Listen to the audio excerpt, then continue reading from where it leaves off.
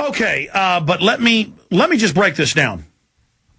Number one, if this is a normal, regularly occurring flu, because there's always new mutations, hundreds a year that can make humans sick or even kill them. And between 15 and 30,000 Americans die each year from flu. I say 15 to 30,000 because the numbers put out by the CDC and the government are wide-ranging year to year. But on the low end, 15,000. On the high end, I've seen it as high as 35,000. But a lot of those are elderly people and folks that are sick and already had bad immune systems, and the media likes to hype up flu to push inoculation. And so I tend to go with the low end. But still, if you're one of the 15,000 dead on the low end, it's still catastrophic for you. You know, one person dies, it's catastrophic. So I want to be clear here. We're not saying this is a pandemic. The mainstream media is saying it's a pandemic. The mainstream media has all these headlines, fear-mongering. But I've made some calls to some medical doctors and some virologists this evening and today, and I did a lot of research, and I'm going to be having some of those men and women on the Sunday show tomorrow, 4 to 6 p.m. That's on the AM and FM dial. This is internet only right now, though I'm told some micros and a few affiliates are picking it up. And I'll be detailing this more, and Monday, Tuesday, we'll have guests on about it, because regardless of whether this turns out to be a real pandemic or whether it's a false alarm, it illustrates things we should be concerned about as a society.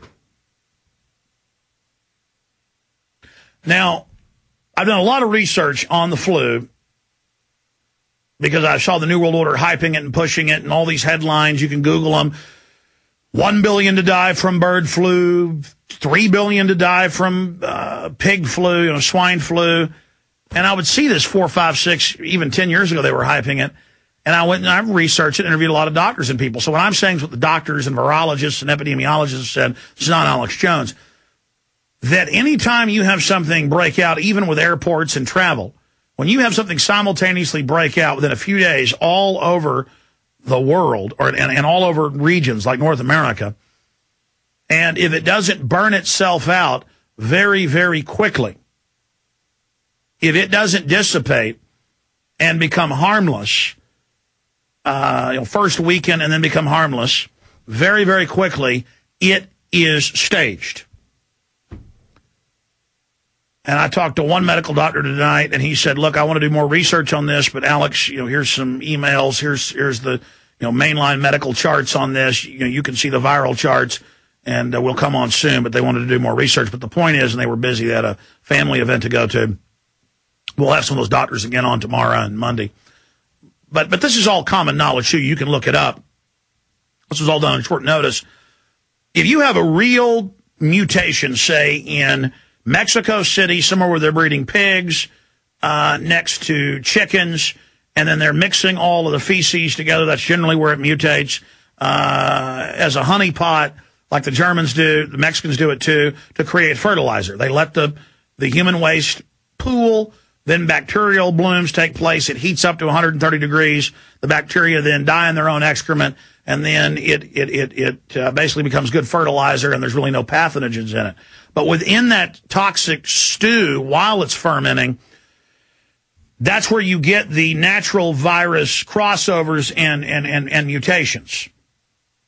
Though it is incredibly rare to have a bird flu with a swine flu with a human flu mutate together, and then it's even more rare, this is key, it's even more rare to have the strains, normally you see it in South Korea or China, where they have this type of agriculture and big groups of people huddled together.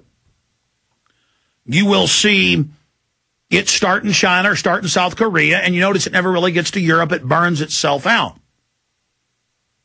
And it will be flus, whether they're bird, swine, human, that have been seen and tracked in years past that will mutate together.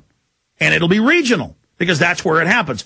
In this case, it's from Europe, Asia, and North America, all mutating, and outside Mexico City, surrounding areas, appears to be the epicenter of this. And now here's the third part of what's key First off, it's rare to have 3 of them together, human, bird, and swine together. Then it's very bizarre to have it from all over the world, from Asia, from Europe, and from North America together, mutating together. This normally happens, again, in agricultural slurries. Now,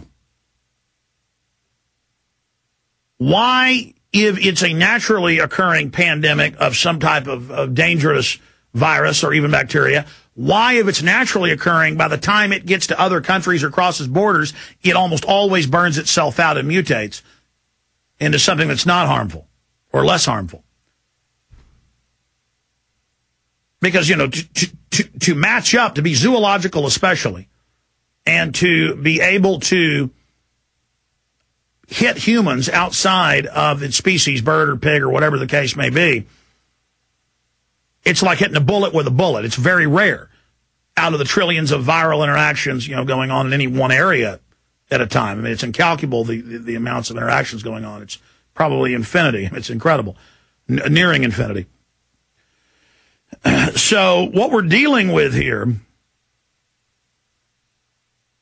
is an issue where if this started in Mexico, by the time it got into one person, one flu virus goes in and plugs in to the stomach wall, plugs into the mucous membrane, it starts replicating, and it might create 1 million more viruses inside that cell. The cell busts open, you know, virus plugs in, programs it, turns the cell's engine on to manufacture viruses. The cell swells, busts open. There's 1 million viruses, sometimes more, sometimes less. Some systems it's tens of millions they report. But 1 million viruses spill out whose DNA has now been replicated, and you're going to have a mutation right there. It hits the next group of cells. Now the millions turn into billions. They replicate. This is when you start getting sick. Your body heats up to slow down the viruses. It sends out white blood cells. Okay, that first virus hits, boom. 1 million more come out, then 1 billion, then hundreds of billions, then thousands of trillions, then trillions. There's mutations and errors in the code as all of this goes on. And, you know, a virus gets blasted by a group of white blood cells, and then it mutates even more, then it mixes with human DNA. It's changing. All these things are going on inside the cells. And then this guy sneezes in a grocery store as he's getting sick in Mexico City. Somebody else gets it. This time it's 1 trillion replications later. Of course, they would say, you know, each time the virus replicated would be 1 replication. So let's actually say it's 10 replications later, but there's all sorts of different replications and chains going on in different variants. So we could say 1 trillion or we could say 10. But let's just say it's already mutated several times. The person sneezes. Someone inhales that. Now it starts replicating and mutating again. And by the time it's gone through 10, 15 different people, that's thousands and thousands of replications. Depending on how you look at it, it could be trillions of replications. But major changes have happened many, many times now, thousands of times. And so by the time it gets from Mexico City to South Texas and San Antonio and then Austin and Kansas and New York and Montreal and on airplanes all over the world, it has mutated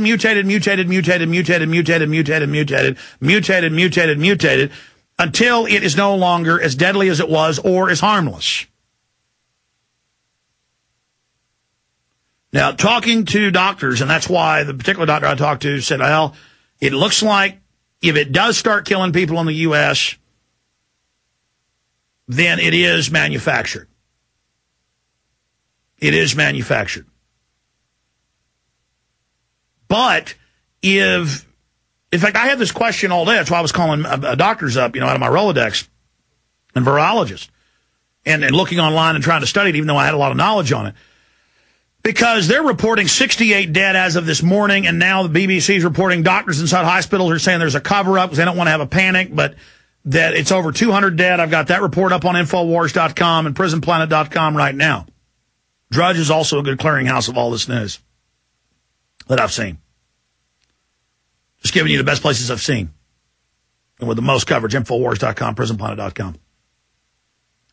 Drudge is good as well. Because I'm saying, wait, it's killing all these people in Mexico City. Everybody's wearing masks. The military's locking the cities down. They're basically declaring martial law down there. They got people quarantined in South Texas, and that's on record. Families are quarantined in several towns. There's people at hospitals quarantined in San Antonio and other hospitals. This is happening. But they're saying no deaths in the U.S., but all these deaths in Mexico. You're listening to GCN, the world leader in independent talk radio.